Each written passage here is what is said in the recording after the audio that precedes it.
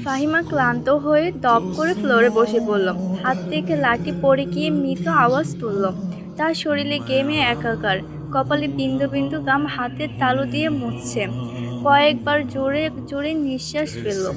এরপর চোখ তুলে সামনে তাকালো। রিমান্ডে কোনো পুরুষই টিকতে পারে না, যেখানে একটি মেয়ে আজ 4 দিন ধরে রিমান্ডে। তার সামনে চেয়ারে বাঁধা অবস্থায় চিমুচ্ছেন। 4 দিনে একবারও মুখ দিয়ে টু শব্দটি করল না। শারীরিক মানসিক নির্যাতন করা হয়েছে, তবু ব্যথায় আর্তনাদ অবধি করেননি। মনে হচ্ছে একটা পাথরকে পিটানো হচ্ছে, যে পাথর রক্ত ঝরে কিন্তু জবাব খুলে না। তখন সেখানে আগমন ঘটে ইন্সপেক্টর তুষারের। তুষারকে দেখে ফাহিম কাতর স্বরে বলল, সম্ভব না, আর কিছুতেই কথা বলছে না। তুষার অভিজ্ঞ চোখে মেয়েটিকে 2-1 সেকেন্ড দেখলো, তারপর গম্ভীর কণ্ঠে ফাহিমাকে বলল, আপনি যান। ফাহিমা এলোমেলো পা ফেলে চলে যায়। তুষার একটা চেয়ার নিয়ে মেয়েটির সামনে বসলো। বেশ কিছুক্ষণ চুপ থেকে বলল, আপনার সাথে আজ প্রথম দেখা। মেয়েটি কিছু বলল না, তাকালো না। তুষার মেয়েটির দিকে সূক্ষ্ম দৃষ্টি মেলে তাকালো, বলল, মা বাবাকে মনে পড়ে? মেয়েটির চোখ তুলে তাকায়। গোলাটের চোখ, কাটা ঠোঁট থেকে রক্ত ঝরছে। চোখের চারপাশে গাঢ় কালো, চোখ দুটো লাল। মুখের এমন রং রিমান্ডে আসাম সব আসামি হয়। তুষার মুখের প্রকাশভঙ্গি আগের অবস্থানে রেখে প্রশ্ন করলো, মা বাবাকে মনে পড়ে?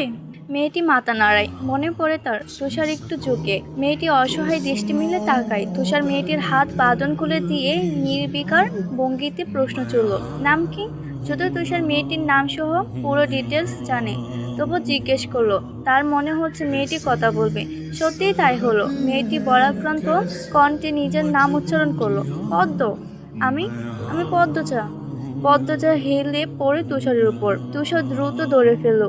উচ্চ কণ্ঠে ফাহিমাকে ডাকলো, মিস ফাহিমা, দ্রুত এদিকে আসুন। ফাহিমা সহ আরো 2 জন দ্রুত পায়ে ছুটে আসে। 1989 সাল। সকাল সকাল রসিক ঘটকের আগমনে হেমলতা ভীষণ বিরক্ত হন। তিনি বারবার পই পই করে বলেছেন, পদ্মর বিয়ে আমি এখনই দিব না। পদ্মকে অনেক পড়াবো। তবুও রশিদ উদ্দিন প্রতি সপ্তাহে সপ্তাহে এক এক পাত্রের খোঁজ নিয়ে আসবেন। মেয়ের বয়স আর কতই হলো? মাত্র 16। শামসুন আলমের মেয়ের বিয়ে হয়েছে 24 বছর বয়সে। পদ্মর বিয়ে তখনই হবে, পদ্মের পছন্দ মতে। হেমলতা রশিদকে দেখেও না দেখার ভান ধরলেন। রশিদ একদল ঢু ফেললেন উঠানে। তারপর হেমলতার উদ্দেশ্যে বললেন, বুঝছো পদ্মের মা, এইবার যে পাত্র আনছি একেবারে কাটি হীরা। হেমলতা বিরক্ত কণ্ঠে জবাব দিলেন, আমি আমার মেয়ের জন্য পাত্র চাইনি, তবু বারবার কেন আসেন আপনি? যুবতী মাইয়া গড়ে রাখুন ভালো না। মেয়েটি তো আমার, আমাকেই বুঝতে দেন না। হেমলতার কণ্ঠে বিরক্ত ঝরে পড়ছে। রশিদ অনেক চেষ্টা করে সুবিধা করতে পারলেন না। ব্যর্থ তমতমে মুখ নিয়ে সড়কে পা রাখেন। প্রতিদিন কোনো না কোনো পাত্রপক্ষ এসে হাতে টাকা গুঁজে দিয়ে বলবে, মুর্শিদের বড় সিলিন্ডারে ছাই। রশিদ নিজে নিজে বিড়বিড় করে আরগুন, গ্যারামে কি আর সিঁড়ি নাই? একটা সিঁড়ি রেখে সবার চোখে পড়তে হইব, তাইলে কি সব পাউন যায়? পূর্ণা স্কুল জামা পরে পদ্মজাকে ডাকলো, আপা, আপা, স্কুলে যাবি না?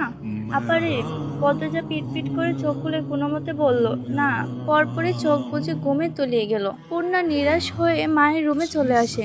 আম্মা, আপা স্কুলে যাইব না? হেমলতা বিছনা জ্বালা রেখে পূর্ণার দিকে কড়া চোখে তাকান। রাগী স্বরে বললেন, যাইব কি? যাবে বলবি। পূর্ণা মাথা নত করে ফেলল।